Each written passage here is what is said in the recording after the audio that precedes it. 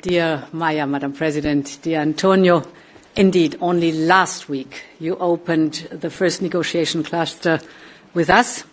It is a historic milestone. It is opening the door to the accession process to the European Union, and it is a recognition of Moldova's determination, its courage, and its hard work, because that's what's behind it. You have pursued reforms in very difficult circumstances. You have kept your course despite constant pressure and hybrid attacks from Russia. This first cluster is about strong institutions. It's about trusted justice and the rule of law. It is the backbone of the whole accession process. And with today's summit, the European Union and Moldova are taking another step forward together. 1 year ago, we met in Chisinau, and since then, a lot has happened. Moldova joined the single euro payment era, the so-called SEPA. This makes euro transactions between us much faster and much cheaper. It's good for the businesses, it's good for the citizens. Your country also became part of your Rome like at home. This is very important for the citizens because it's eliminating roaming costs for Moldovans and businesses. And Moldova joined the European Environment Agency. These are concrete examples of what gradual integration means. Moldova is moving closer to the European Union, and Moldovan citizens and businesses are already feeling the difference and the benefits. And then indeed we have the growth plan. The growth plan is at the heart of your gradual integration into the single market. The principle is very simple. Reforms are bringing Moldova closer to our single market. The reforms are creating a level playing field. And with these reforms comes substantial European investment. And I think one figure says it all. Moldova has completed 93% of the reforms due so far under the growth plan. That's extraordinary. And this has already unlocked 504 million euros in European funds for your country. Of course, today's summit is also about next steps.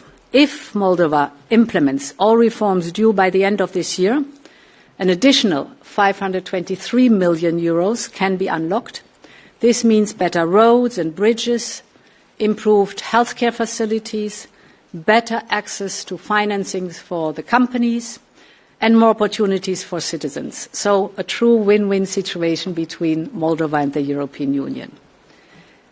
Energy is another key topic.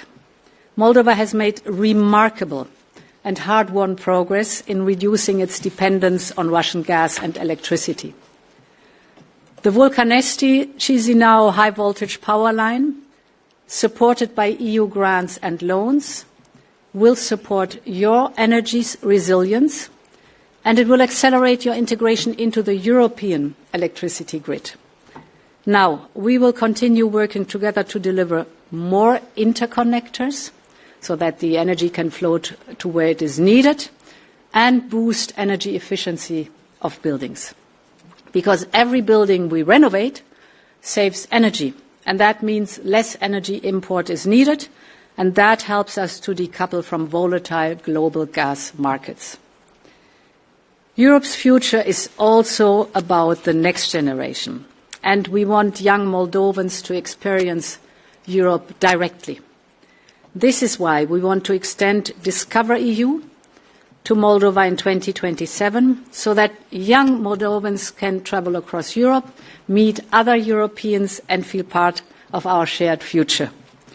And we're working towards Moldova's full participation in Erasmus+ as early as 2028.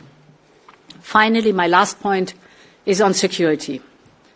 Hybrid attacks and the spillover effects of Russia's war of aggression against Ukraine continue to impact Moldova. Disinformation, energy blackmail, cyber attacks, airspace violations. This is the challenge you're facing, we're all facing. And a challenge we will meet together, because Moldova's security is Europe's security. And this is why we're stepping up our support Under the European Peace Facility, Moldova is already the second largest bilateral recipient after Ukraine, with nearly 200 million euros.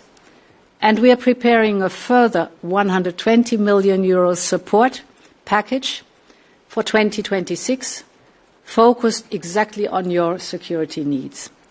We will also make available 11 million euros to strengthen Moldova's resilience against hybrid attacks. And we will continue our work through the EU Partnership Mission on cyber, countering disinformation and strategic communication. Finally, we are also investing 17 million euros in border infrastructure. You explained to us very plausible how important that is. This will mean stronger surveillance, better detection, greater security for Moldova.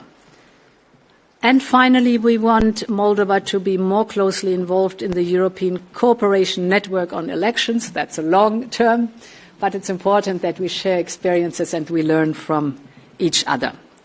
Dear Maia, Moldova has shown exceptional resilience. It has shown resolve.